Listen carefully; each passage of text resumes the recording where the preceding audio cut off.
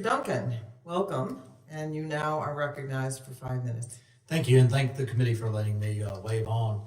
This is an issue that's very important to me. I've been working with Anthony Gonzalez for a while on this ever since NCAA allowed NIL. And the gentlelady was right. We have an opportunity here to get this right, and we need to get it right. We don't need a hodgepodge patchwork of 50 state rules and regulations governing NIL. That's not fair to the student athletes that are looking to go to colleges, universities, and other states to try to figure out what they may or may not be able to do. We don't need the recruiters having to figure out what their laws are in Texas versus Alabama or Alabama versus South Carolina. A national standard on NIL is urgently needed. It just makes things easier for the college, university recruiters, and athletes. At the end of the day, we need to make sure that we keep the focus on the student athlete, because NIL is their name, their image, their likeness, and they're the ones getting the economic deal. They should negotiate it themselves. The colleges and universities should not be in the middle of that transaction.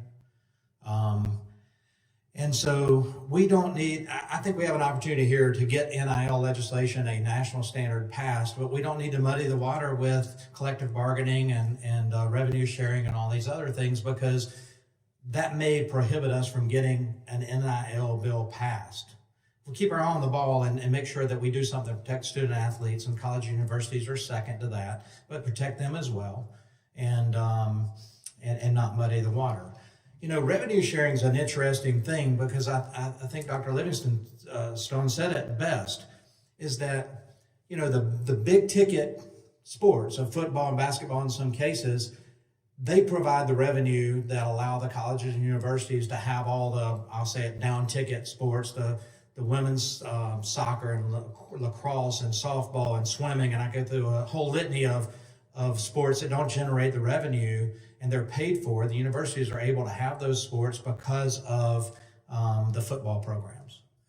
What that means is there are student athletes that now have the opportunity to come to university on scholarship and get an education that they would not have otherwise due to economic conditions or inability of the parents to pay for that college tuition. They have the opportunity because football pays for women's softball.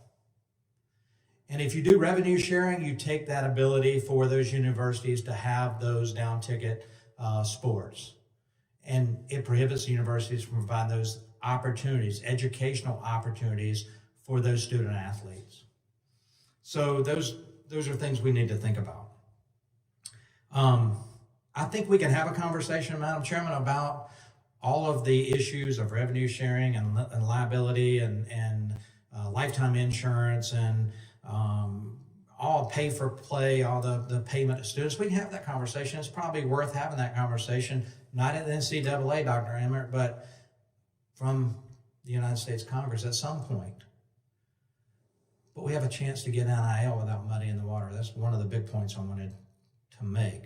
And, you know, Greg Stubbe hit a home run last night for the Republican team as we beat the Democrats.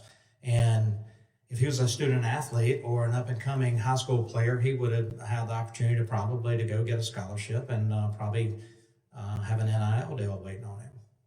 But then he would have to try to figure out, well, the laws in South Carolina where I want to go play at Clemson may be different than the University of Florida or even Utah, which, you know, that's a whole nother conversation what Brigham Young's, BYU's doing. So we need a national standard. It's that important. But at the end of the day, who governs that and who negotiates it and who enforces it? I wanted to ask just one question. This is for Mr. Huma.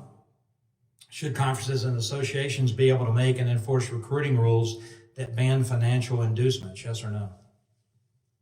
No, that should be done directly from Congress, because otherwise they would need an antitrust exemption, which they don't. It would put them above the law. Okay. I don't know. Is Ms. McWilliams still on? Okay. So, Ms. McWilliams, you highlighted that the CIA stretches over 5 states, including Pennsylvania, Maryland, Virginia, North Carolina, and South Carolina. While North Carolina NIL law is similar to South Carolina, they are not the same. For example, South Carolina law prevents universities from directly or indirectly facilitating NIL deals for athletes, which I think is the right thing to do. In contrast, this is not covered in the North Carolina law. So how do you think coordination by one school and not another will impact the competition on the field?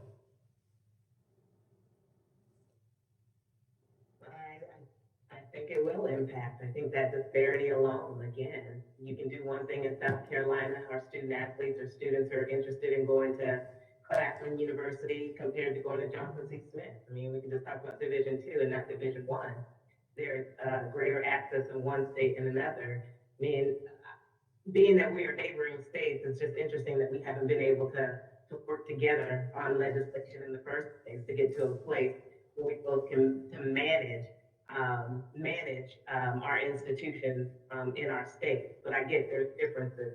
I think it's hard. I mean, we can see right now that we're all over the place. I mean, it's an association of membership trying to find the fine lines between our Division I, Division II, Division III, state to state, private and public. It's tough. And so I agree with you that there needs to be some mandate across the board. We're at the gates already with different legislation. How can we take what's the best out of each of the states and get to a place where we can all be on the same page for our student athletes? They have the same fairness, recruiting advantages, you name it, across the board. It's not easy. Yeah, I agree with you. I think you're right. Look, the horse has already left the barn. NIL is already the rules that NCAA has put forward. College universities are having to navigate this quagmire of 50 different patchwork laws because the states are passing their own laws because they see the need to do that, protect the student athlete and the universities that fall under their funding stream. Madam Chair, we have an opportunity to get NIL legislation out of this Congress, and I urge that we pass a clean NIL bill dealing with that. And with that, I yield back. Thank you so much. The gentleman yields.